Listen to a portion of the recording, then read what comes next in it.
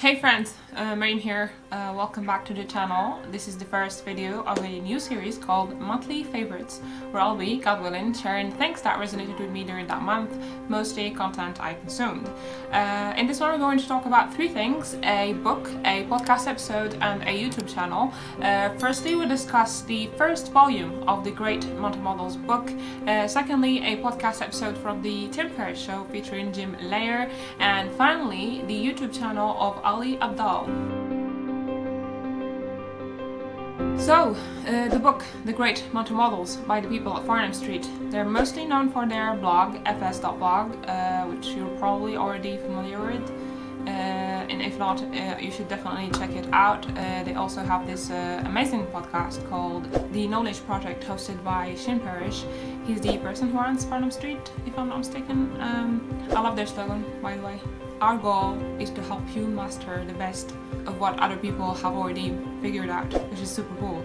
So I first came across this idea of mental models in this other book, The Almanac of Naval Ravikant, which I highly recommend as well, where there was a whole chapter about the importance of collecting mental models.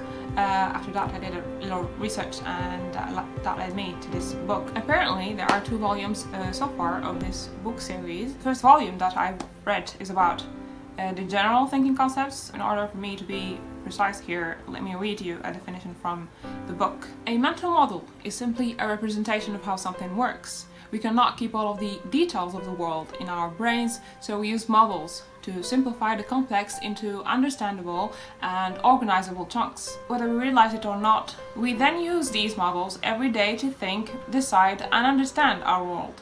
So yeah, as the definition indicates, mental models are mental tools we use every day to think and understand the world around us.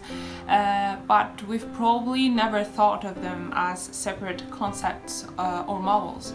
And the importance of collecting the right mental models is about improving our ability to look at situations differently and improve our decision making, especially when there is no clear path.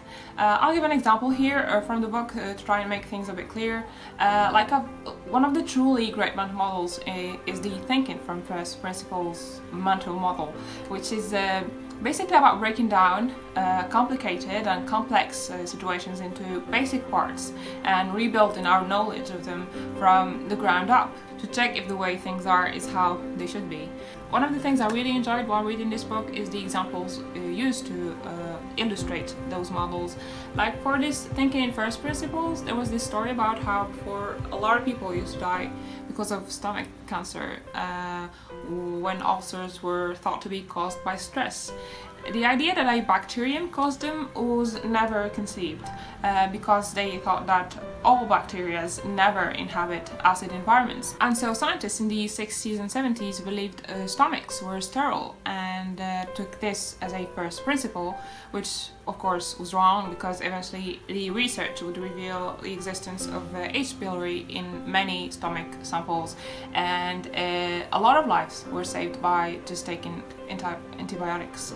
So here the assumption that ruined the whole situation for a lot of patients back then is considering that all bacteria don't exist in acid environments, and there wasn't a thought about the existence of an exception. And so the importance of acquiring this specific mental model is about adopting the crucial attitude of thinking for ourselves and never settling for what other people tell us without examination, and hopefully developing creativity by finding better ideas and solutions, which was the case, for example, for Elon Musk, who's known for promoting this way of thinking, and this mental model led him to question and change the game in the aerospace industry, and the whole story behind him starting SpaceX actually evolves around this mental model, which led him to build rockets 10 times cheaper while still making a profit. So yeah, that's it for the book. There are many other interesting mental models in the book, like the map is not the territory, the circle of competence, the second order thinking. I wrote about these models in the last issues of my weekly newsletter, the Sunday Pickup. You can check that one up from the link in the description box and subscribe to it so you can receive way earlier the written version of these favorites as I discover them. I read about all sorts of things in the emails, mostly things I'm trying to figure out, and I'm just sharing that in the process. You know how they say the best way to learn is to teach, so I'm doing some sort of that, I guess. So yeah, just like the idea of mental models, and I wanted to reflect on them and understand them more and share that in the process, as I said.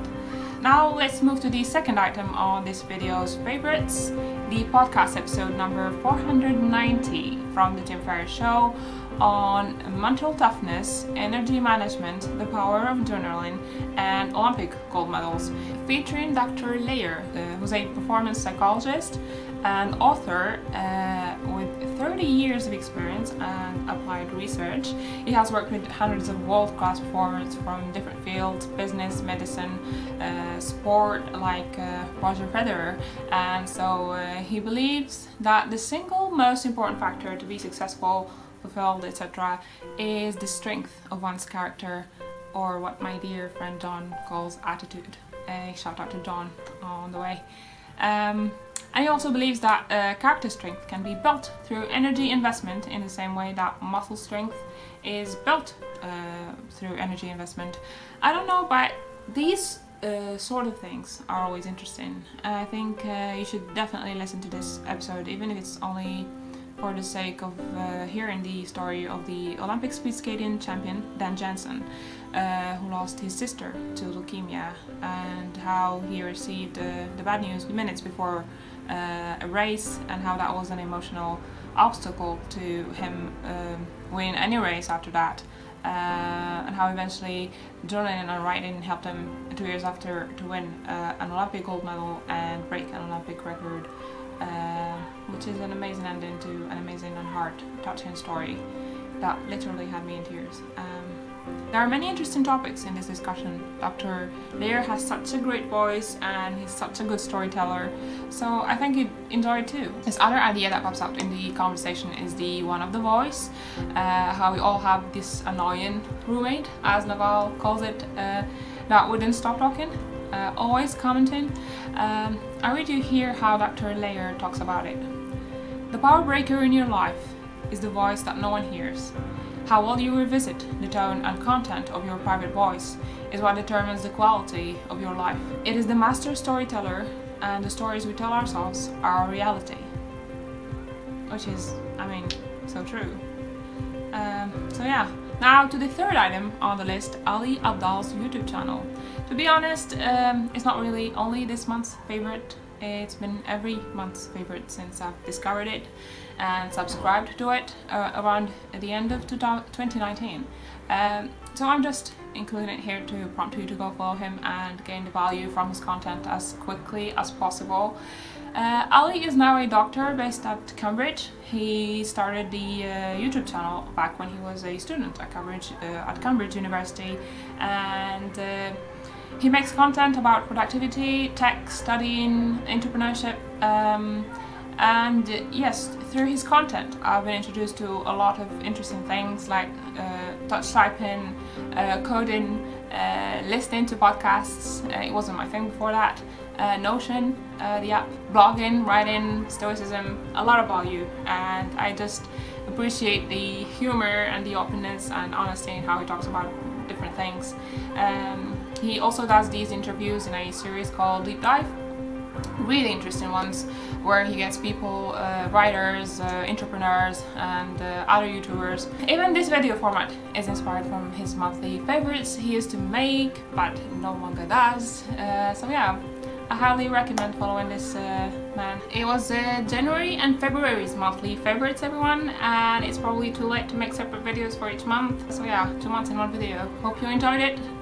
Please leave me a like if you happen to have enjoyed it, and don't forget to subscribe if you haven't already. Thanks a lot for watching. Catch you next time. Bye.